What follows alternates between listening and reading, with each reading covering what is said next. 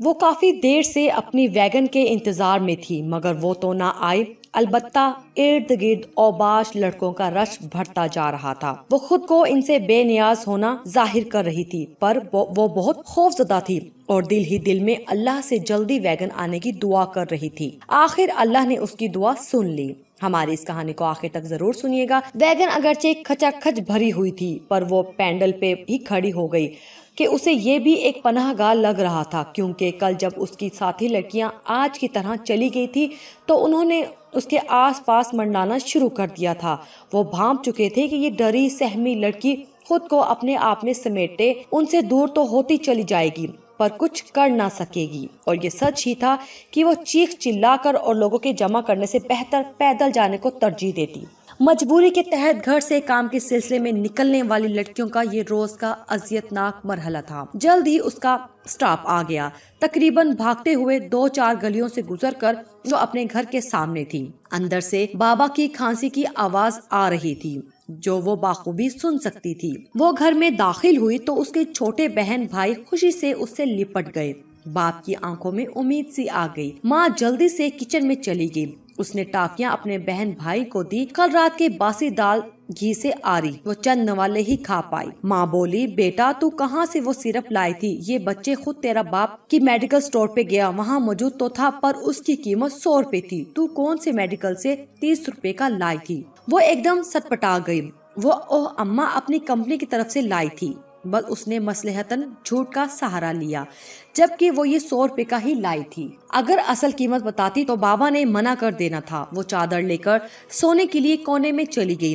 آج آنر نے فوزے کے ساتھ کیا کیا تھا جو وہ روتے ہوئے ان کے کمرے سے نکلی تھی۔ اکثر ایسا ہوتا تھا کہ لڑکیوں کو صاحب بلاتے، وہ ایک امید سے جاتی کہ شاید ان کی محنت رنگ لائی، پر وہ جب آتی تو وہ نہیں لگتی ایک بے جان لاشا۔ اسے اس کمپنی کو جوائن کیے صرف 15 دن ہی ہوئے تھے، اس لیے کچھ نہ سمجھتے ہوئے بھی کچھ نہ سمجھنا چاہ رہی تھی کہ اتنی بھاگ دوڑ کے بعد تو یہ نوکری ملی تھی۔ آپ کو صاحب نے بلایا ہے، چوکیدار نے اس سے آ کر کہا۔ پل بھر کے لیے تو وہ ہکا بکا رہ گئی، پھر جیسے اس کا دل اچھل کر اس کے حلق میں آ گیا۔ وہ آنر کے کمرے میں داخل ہوئی تو انہوں نے ایک ہی سانس میں پوچھا، کیا نام ہے؟ کہاں رہتی ہو؟ کتنے بھائی اور بہن ہیں؟ اس نے بھی کھڑے کھڑے جواب دیے، بیٹھو۔ انہوں نے کرسی کی طرف اشارہ کیا، نہیں ٹھیک ہوں ایسے ہی، اس نے ہمت کر کے جواب دیا۔ کیا تم کو نہیں پتا کیوں بلایا؟ وہ ان کے زمینی لہجے کو بھانپ چکی تھی۔ تمہاری تنخواہ میں اضافہ اور 2 بونس اس مہینے۔ اس آفر کے ساتھ ہی وہ اپنی ایزی چیئر سے اٹھ کر اس کے قریب چلے آئے اور اس کے کاندھے پہ ہاتھ رکھا۔ وہ تڑپ کر پیچھے ہٹی اور آؤ دیکھا نہ تاؤ دروازے کی طرف بھاگی اور اپنا بیگ اور چادر سنبھالتی باہر آ گئی۔ 15 دنوں کی تنخواہ ہاتھ سے نکل گئی۔ اس کی آنکھوں میں آنسو آ گئے جو اس نے بامشکل باہر آنے سے روکے۔ اپنی گلی آئی تو گھر جانے کی بجائے مریم دوست کے گھر چلی گئی۔ اس کی آنکھوں میں ان مجبور لڑکیوں کے مرجھائے چہرے اور مردہ وجود لہرانے لگے۔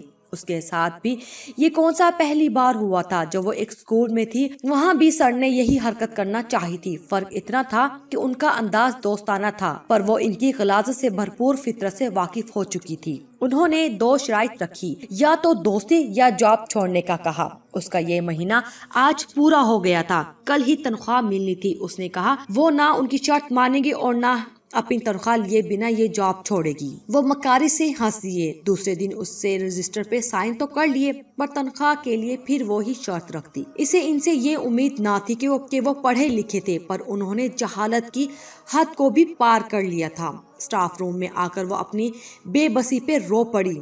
اس کی اس تنخواہ سے گھر کے کئی کام جڑے ہوئے تھے، گھر کا کرایہ، بابا کی دوا، گھر کا راشن اور دوسری ناگزیر اشیاء۔ شاید وہ رو پڑی تھی کہ جب ہی سارے ٹیچر اس کی طرف آ گئی تھی۔ اس نے سر جمال کی گندی غلیظ خصلت سے آگاہ کیا۔ ان میں سے کئی جو واقف تھی وہ اپنے گھریلو حالات کا تذکرہ بھی کیا۔ یہ سن کر ان سب نے اپنی اپنی تنخواہ سے پیسے نکال کر اس کی پوری سیلری جتنی رقم اس کے ہاتھ میں رکھ دی۔ مارے تشکر اور ان کی اس انسانیت کو دیکھ کر اس کی آنکھیں بھر آئی۔ اس نے گھر والوں کو کانوں کان کوئی خبر نہ ہونے دی تھی اور دوسری جاب تلاش کرنی شروع کر دی تھی۔ تو اس کمپنی میں آئی تھی جس کو وہ اپنی عزت اور آبرو پہ قربان کر آئی تھی۔ مریم اس کی ساری دکھی حالات سن کر اس کے آنسو پوچھتے پوچھتے رو دی۔ آخر کب تک یہ سفید لباس میں ملبوس سیاہ فطرت ان معصوم اور مجبور لڑکیوں سے کھیلتے رہیں گے؟ آخر کب تک انتہائی مجبور لڑکیاں اپنی مجبوری کے ہاتھوں یوں زہر کا پیالہ لبوں سے لگاتی رہیں گی؟